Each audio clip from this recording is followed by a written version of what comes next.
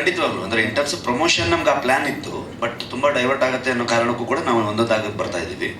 And ಪರಮೋದಿಂದನೂ ಕೂಡ ಮಿಥ್ಯಾ, ಅಬರಕಡಬರ ಈ ಥರ ಸುಮಾರು ಸಿನಿಮಾಗಳನ್ನ ಪರಮೋದಿಂದನೂ ಕೂಡ ರೆಡಿ ಇದೆ.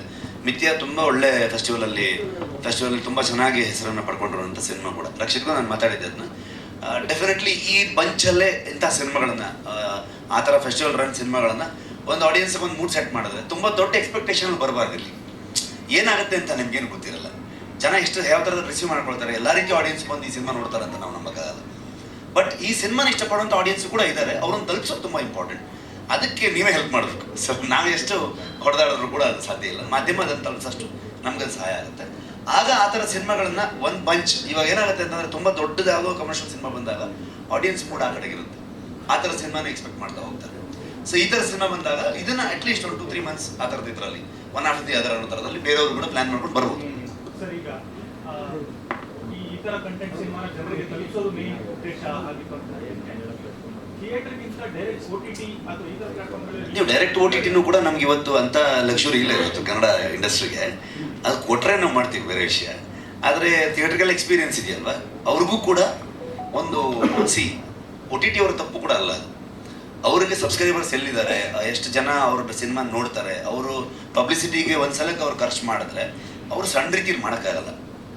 ಅವರು ಎಲ್ಲವನ್ನ ಡಿಪೆಂಡ್ ಆಗಿ ಎಲ್ಲ ಕಡೆಗೂ ತಲುಪೋ ರೀತಿಯಲ್ಲಿ ಮಾಡಬೇಕು. ಅದಕ್ಕೆ ಒಂದ್ಸಲಕ್ಕೆ ಅವ್ರು ಶುರು ಮಾಡಿದ್ರೆ ಕ್ರೋಸ್ ಟುಗೆದರ್ ಅವ್ರಿಗೆ ಖರ್ಚಾಗುತ್ತೆ, ಅದು ರಿಕವರ್ ಆಗಬೇಕು ಅವ್ರಿಗೆ.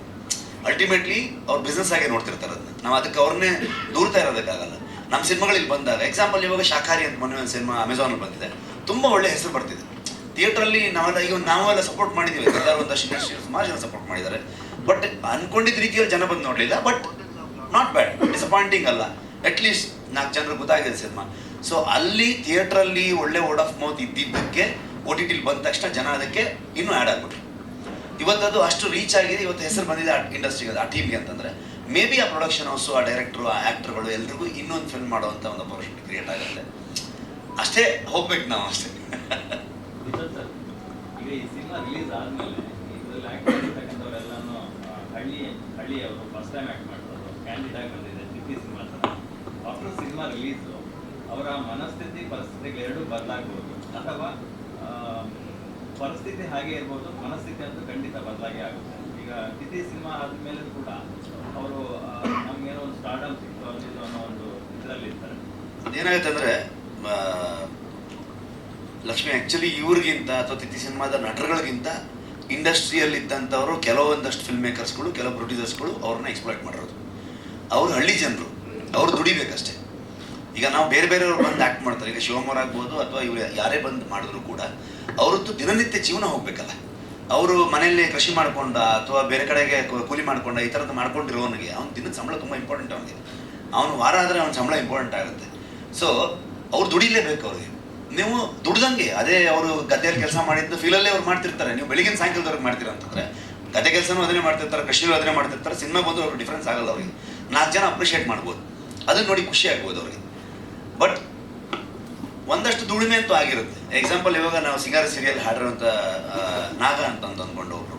ಸೊ ಅವ್ರಿಗೆ ತುಂಬ ಕಮ್ಮಿ ಅವರ ಪರ್ಫಾರ್ಮೆನ್ಸಿಗೆ ಮತ್ತೊಂದಕ್ಕೆ ಇದಾಗ್ತಿತ್ತು. ಸಿನಿಮಾ ರಿಲೀಸ್ ಆದ ತಕ್ಷಣ ಅವರಿಗೆ ಅದರದ್ದು ವ್ಯಾಲ್ಯೂ ಬೇರೆ ಥರದಲ್ಲಿ ಆಯಿತು. ಒಂದು ಕಾರ್ಯಕ್ರಮ ಕರೆದ್ರೆ ಅದಕ್ಕೊಂದು ಪೇಮೆಂಟ್ ಅನ್ನೋ ಥರದಲ್ಲಿ ಆಯಿತು. ವಯಸ್ಸಾಗಿರೋ ಕಾಲದಲ್ಲಿ ಅವ್ರಿಗೆ ಸಹಾಯ ಆಯಿತು. ನಾನು ಹೇಳ್ತಿರೋದು ಅದನ್ನು ತಪ್ಪಾಗೂ ವರ್ಕ್ ಆಗ್ಬೋದು, ಸರಿಯಾಗಿ ವರ್ಕ್ ಆಗ್ಬೋದು, ಎಕ್ಸ್ಪ್ಲಾಯ್ಟ್ ಆಗ್ಬೋದು. ಅದು ಯಾರ ಕೈಯಲ್ಲೂ ಇಲ್ಲ. ಅದು ಬಂದು ಇದೇ ಥರದಲ್ಲಿ ಒಂದು ಒಳ್ಳೆ ಅಪರ್ಚುನಿಟಿ ಅಂತ ಅಂದ್ಕೊಂಡು ಹೋಗಿ ಮಾಡ್ಬೋದು, ಅದು ತಪ್ಪಾಗ್ಲಬೋದು. ಯಾರು ಡಿಸೈಡ್ ಮಾಡೋದು ಹೇಳೋಕ್ಕಾಗಲ್ವಲ್ಲ, ಅದು ಸಿಚುವೇಶನ್ ಅದಷ್ಟೇ.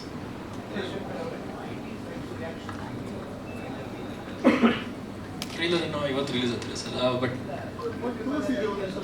ಅದರ ಟೀಸರ್ ಬಿಟ್ಟರು ಸರ್. ಟ್ರೈಲರ್ ಈಗ ಲಾಂಚ್ ಮಾಡಿ ನಿಮ್ಗೆ ತೋರಿಸಿದ ಸ್ವತ್ತಿಗೆ ಬಿಟ್ರಿ.